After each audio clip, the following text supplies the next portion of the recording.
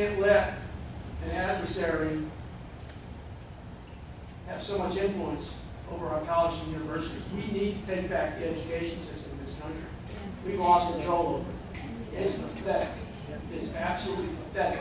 You wonder how all these Antifa types get started in college? It's because they're being taught things that are absolutely toxic. Because there's so many professors who are toxic. Communism, for the most part, was thrown, as President Reagan said, into the ash bin of history. And it's alive and well on college campuses in the U.S. and a few other outposts like in Seattle here in the United States. It shouldn't be that way. But it is. That's how organizations like Antifa recruit. And there's a parallel between China and Antifa. And I wrote a piece for the Hayride that just got published today. August of 1966. August of 1966, I was 3 years old. I don't have a whole lot of memory of August of 1966. But in August of 1966, groups of students banded together and started carrying out acts of violence and intimidation to promote a political agenda. And they did so with the tacit support of government officials. They started off by intimidating people that they did not agree with. They resorted to some violence. They destroyed property.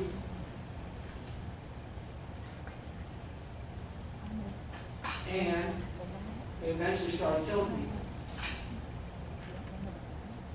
Does that sound kind of familiar? This was in China.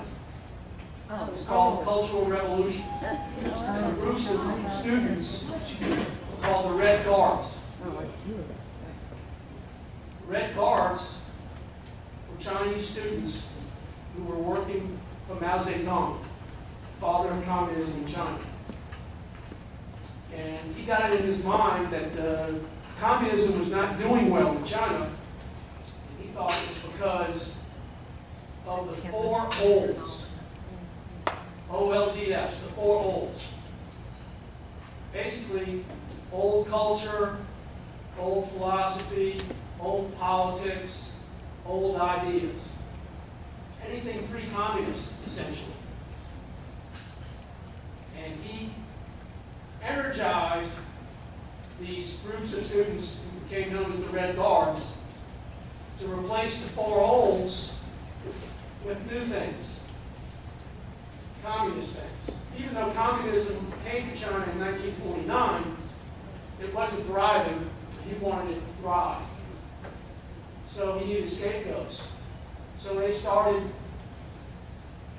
seizing literature, banning books, going into people's houses and destroying art, destroying examples of Chinese architecture, ancient Chinese architecture, desecrating cemeteries, and yes, pulling down monuments.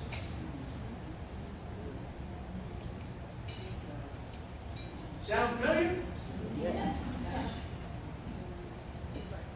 Now, even Mao eventually had to turn against the Red Guards because he was afraid they would get too powerful and they'd become rivals. So he did away with them. They ended up in the summer of 1966 killing about 10,000 people in their reign of terror in China. It never got really reported much outside of China. Because you have to remember, Mao was the largest mass murderer of the 20th century. He killed more people than Stalin, Hitler, and Pol Pot combined. He killed 70 million people, either through forced starvation, execution, or exposure. 70 million people. So 10,000 people was just a drop in the bucket for him, so nobody thought it was any big deal.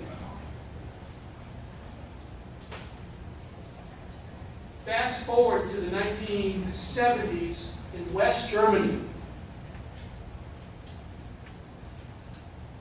where you saw the rejuvenation of a movement which had been active in Germany in the 1930s called Antifa, short for anti-fascism. Started in West Germany in the 1970s. It spun off an organization called the Red Army Faction, which was a terrorist organization. Who do you think the Red Army Faction modeled its ideology after? Mao Zedong. Same guy.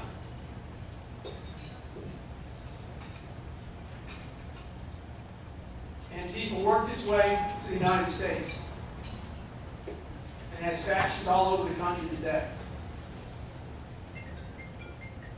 They even have a faction in Austin, Texas. You know what they call themselves?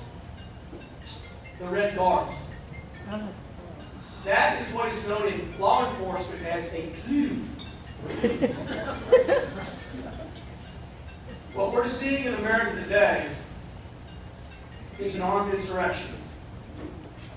Using violence, intimidation. It's got almost nothing to do with George Floyd. Anybody who thinks that all this stuff started spontaneously as a result of outrage over the killing of George Floyd just hadn't been paying attention. I started doing research into Antifa back in June of 2019 and wrote an article in July of 2019, wrote a report saying that they need to be designated a foreign terrorist organization. And the reason they need to be designated a foreign terrorist organization is for a specific reason. Number one, they have factions in 18 different countries by their own admission. So they are a terrorist group of global reach. So it is proper to designate them a foreign terrorist organization. But even more so, it's important that they be designated a foreign terrorist organization because that makes it almost impossible for people in the United States to support their efforts.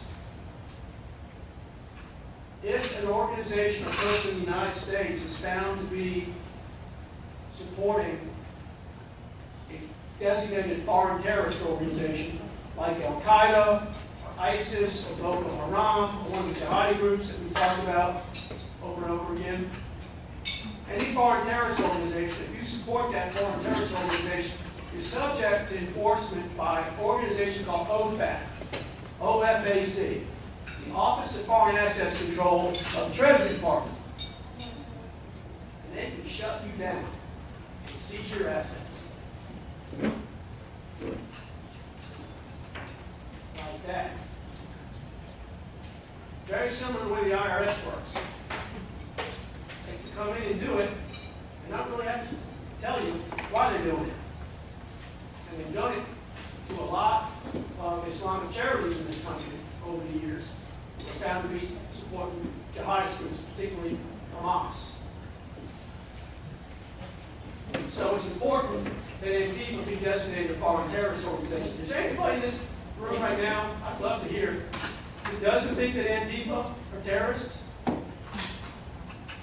Because let me tell you, it seems like the whole Democrat Party doesn't think they're terrorists. Doesn't seem like CNN thinks they're terrorists. I mean, it's almost surreal. And I've stopped watching TV news for the most part. I just can't take it anymore. But there was a point when the riots first started breaking out, and there was a CNN reporter, and he was standing there with his mic, and he's sitting there, and he's saying that the protests are mostly nonviolent. And there's a building blowing up behind him. Right behind him. What was that movie, Naked Gun? Yeah. Stay calm, nothing to see here. Remember that scene with Leslie Nielsen? You can't make this stuff up. It writes itself. So, let's talk about Antifa. What are they after? They're after the overthrow of the government. And they when I wrote my report back in July of 2019, I said, we've got an election coming up. They're going to try to disrupt the election. That's what this is about. This is not going to stop easily. And everybody at first thought they just wanted to take down Confederate monuments. So they got some sympathy for that. But then they moved on. George Washington and Thomas Jefferson and Abraham Lincoln, Winston Churchill. No, they took out that statue of the saint. Yep. Mahatma Gandhi. So this isn't about the Confederacy. This is about tearing down all the olds. Just like the Red Guards did in China in the summer of 1966.